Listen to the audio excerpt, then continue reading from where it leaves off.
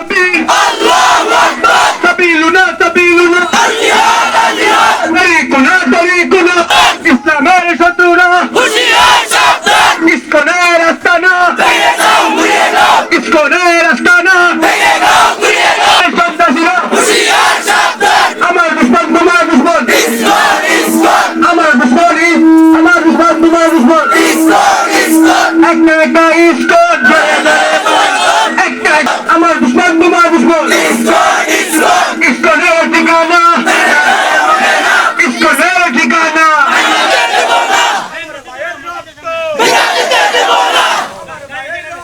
কইতাছে লয় মই তো এখানে এখানে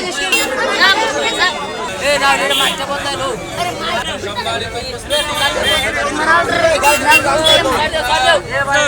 স্যার মাটো যাওয়া লাগে মাইক লক ঠিক আছে এ ফটো মাইক দি এ সহযোগ তাই এটা কাজ যাবে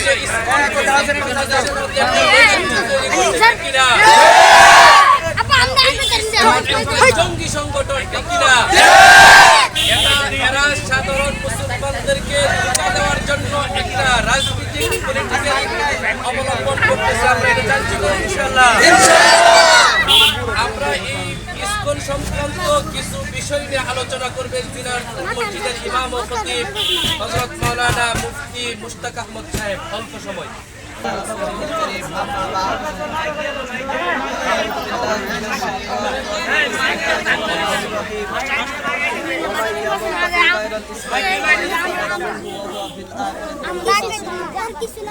সম্মানিত উপস্থিতি, আপনারা জানেন বাংলাদেশ একটি উদার মুসলিম রাষ্ট্র।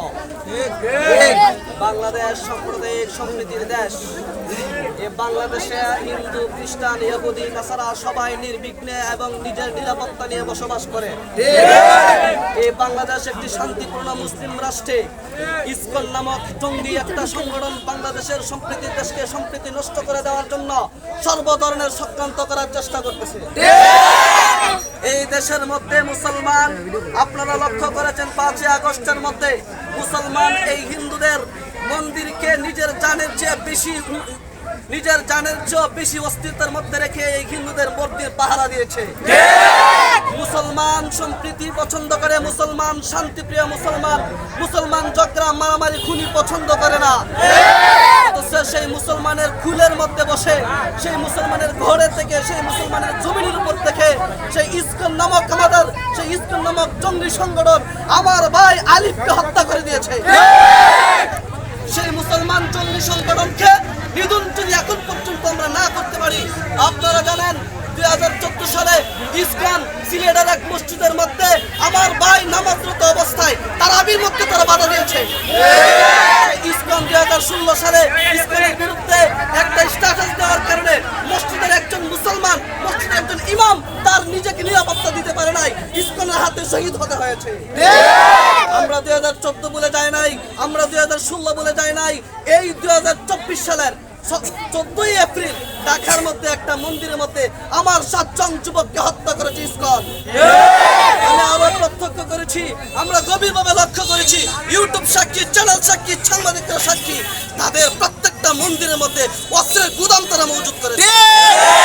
অস্ত্রের গুদাম মজুদ করে তারা আপন 100 কোটি মুসলমানের বিরুদ্ধে অযুতিত যুদ্ধ ঘোষণা করেছে। শুধু অস্ত্র মজুদ করে নাই, বরঞ্চ তারা গজওয়াতুল হিন্দকে এমন ভাবে বিশ্বাস করে সেই গজওয়াতুল হিন্দের আগেই মুসলমানকে নিধন করে দেওয়ার জন্য তারা মন্দিরের মধ্যে অস্ত্র মজুদ করেছে। ভেঙে দাও, ভেঙে দাও ইসকনের ঠিকানা, ভেঙে দাও, ভেঙে দাও, ভেঙে দাও, ঘুরে দাও ইসকনের ঠিকানা। আমি স্পষ্ট ভাষায় উলামায়ে কেরামের পক্ষ থেকে ভারত এবং ইসলামকে যারা সহযোগিতা করতেছে, ভারতের দোষর হোক, আমেরিকার দোষর হোক, ব্রিটেনের দোষর হোক, বাংলাদেশের কোন মুসলমানও যদি ইসকনের পক্ষ নিয়ে মাঠে ময়দানে কাজ করে তাহলে তাকে বাংলাদেশ থেকে বিতাড়িত করা হবে, তাকে তাড়িয়ে দেওয়া হবে। আমরা সবাই নবীর শরণ ভয় করি না, বুলেট বোমা, আমরা সবাই রাসূল জানাব ভয় করি না, বুলেট বোমা, ইসকন সাথীয় বন্ধুগণ, আপনারা জানেন সেই ইসকনের একমাত্র টার্গেট হচ্ছে মুসলমানকে নিধন করে দেওয়া। আমার চট্টগ্রামের কোমলমতি শিশুদেরকে ইসলাম থেকে ধর্মান্তরিত করে হিন্দু অথবা খ্রিস্টানের দিকে প্রত্যাবর্তন করে দেওয়া হচ্ছে। আমি স্পষ্ট ভাষায় বলে দিতে চাই, তারা যদি গৌর গোবিন্দের অভিনয়, তারা যদি গৌর গোবিন্দের অভিপ্রায় নিয়ে, গৌর গোবিন্দের চেতনা নিয়ে মাঠে নামতে পারে, শাহজালালের সন্তানেরা তলোয়ার নিয়ে তাদেরকে ধূলিসাৎ করে দিবে। শাহজালালের পুণ্যভূমিতে আমার একজন মুসলমান ভাইকে খ্রিস্টান হতে দেওয়া হবে না। শাহপরানের পুণ্যভূমিতে আমার একজন ভাইকে কট্টরপন্থী হিন্দুত্ববাদ প্রতিষ্ঠা করতে দেওয়া হবে না। স্পষ্ট ভাষায় বক্তব্য বলে দিতে চাই, আমরা গভীরভাবে প্রত্যক্ষ করেছি, আমরা অপেক্ষায় আছি বাংলাদেশের সর্বোচ্চ আদালতের দিকে। যদি অনতিবিলম্বে এই ইসকন নামক জঙ্গি সংগঠনকে নিষিদ্ধ না করে বাংলাদেশের মুসলিম জনতা জঙ্গি সংগঠনকে বাংলাদেশ থেকে বিতাড়িত করবেই করবে ইনশাআল্লাহ। প্রস্তুত থাকবেন তো ইনশাআল্লাহ? হিন্দ এসে গেছে, মুসলমানের রক্ত বেঁচে যেতে দেব না। আমরা গজওয়াতুল হিন্দে বিশ্ব মুসলমান বিজয় অর্জন করবই করবো ইনশাআল্লাহ। বাংলাদেশকে কট্টরপন্থী হিন্দুত্ববাদ ভারতের কত্তলগত অঙ্গরাজ্যে পরিণত হতে দেব না ইনশাআল্লাহ। আল্লাহ তাআলা আমাদের প্রত্যেককে কবুল আর মঞ্জুর করুন। আসসালামু আলাইকুম ওয়া আলাইকুম আসসালাম।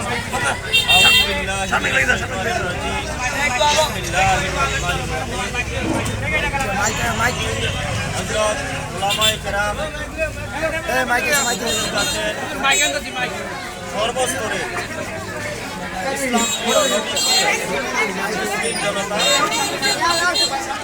আপনারা জেনেছেন, আর যা জেনে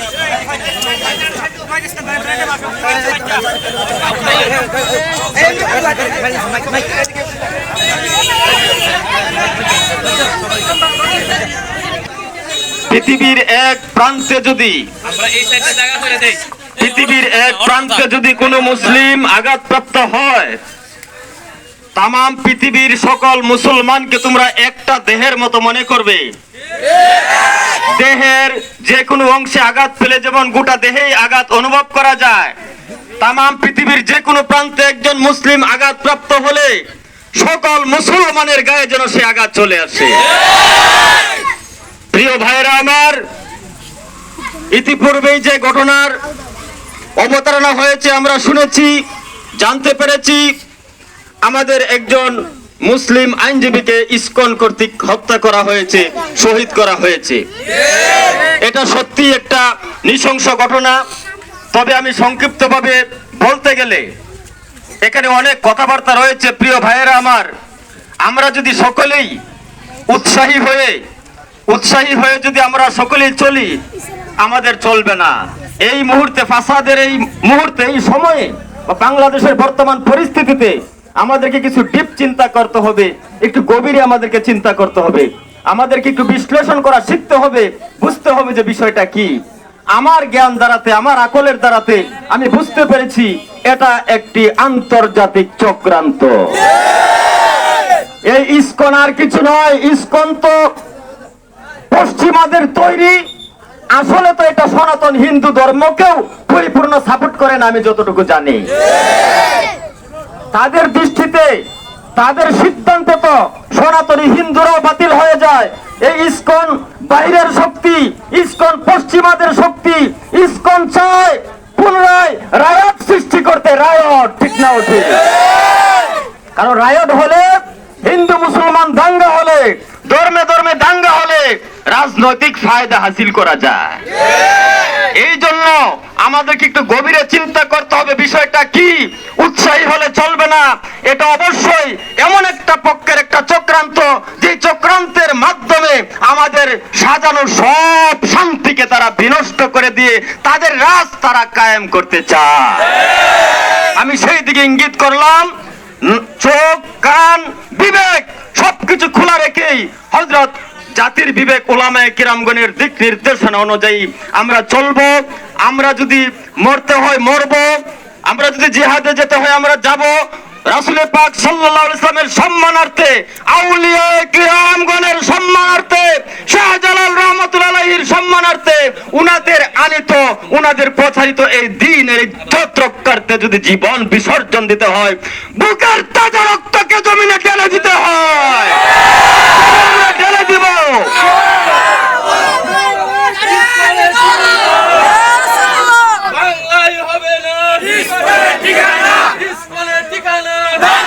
সম্মানিত ভাইয়েরা আমার, আমি আমার বক্তব্যকে এখানে শেষ করবো একটি কথা বলে।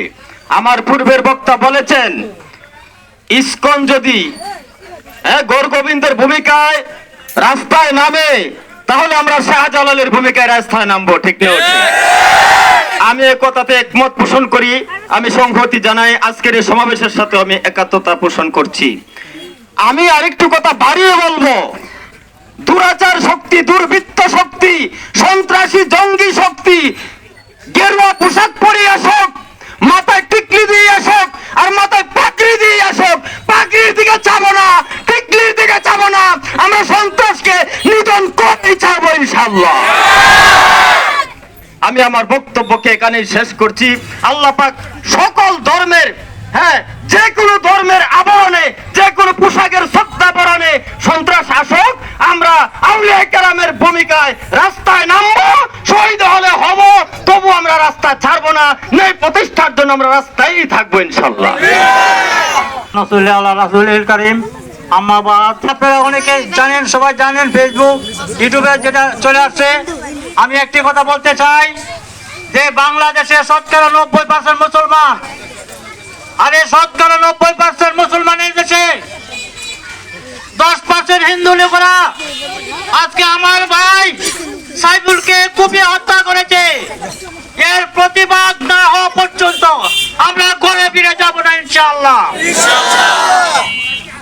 এই দেশে আমরা বিভিন্ন সূত্রে জেনেছি এই যে ষড়যন্ত্র, এটা নতুন নয়। বিগত ফ্যাসিবাদী সরকারের আমল থেকে 15 বছর আগে থেকে এই ষড়যন্ত্র চলে আসছে। আমরা বিভিন্ন সূত্রে জানতে পেরেছি বাংলাদেশের 630টা থানা আছে। এই 630টা থানার মধ্যে 112 জন মাত্র হিন্দু ছিল, আর 518 জন ছিল 112 জন ছিল মুসলমান, আর 518 জন ছিল হিন্দু। এইভাবে তারা প্রতিটা সেকশন, সচিবালয় থেকে ইউনিয়ন পরিষদ পর্যন্ত তারা তাদের দলীয়করণ করা হয়েছিল। আজকে সেই ইসকন তাদের একটা এজেন্ডা বাস্তবায়ন করতে যাচ্ছে।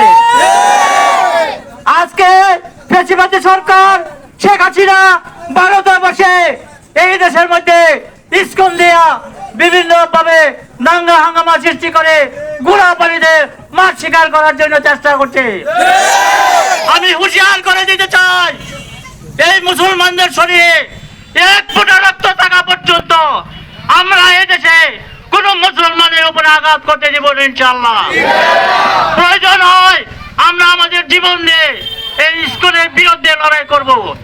স্কুলকে বন্ধ করতে হবে, আইনজীবী সাইফুল ইসলামের বিচার করতে হবে এই প্রত্যাশা ব্যক্ত করে আমি আমার সেকুলারিজম রাষ্ট্র, এখানে তারা কি চায়, কে জামাত, কে চরমুনাই, কে আওয়ামী লীগ, কে বিএনপি, তারা এই প্রশ্ন তারা কাছে এই জিনিস না। তারা দেখে সে মুসলমান কিনা, সে দেখে তারা মুসলমান কিনা।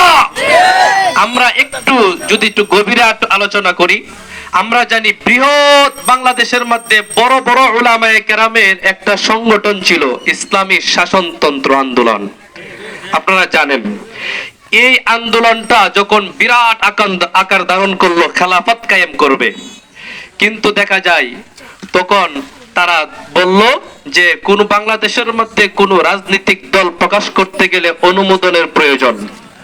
তখন অনুমোদন যখন হাইকোর্টের মধ্যে গেছে, তখন তারা বলল শাসনতন্ত্র নামটা কাটতে হবে। নাউজুবিল্লাহ বলেন না, এটা সেকুলারিজম, শাসনতন্ত্র, ইসলামী শাসনতন্ত্র আন্দোলন করতে দেওয়া হবে না। তাহলে পরিস্থিতি কি? এই দেশের মধ্যে 92% মুসলমানের রাষ্ট্রে ইসলামিক শাসনতন্ত্র কোন দল থাকতে পারে না। কি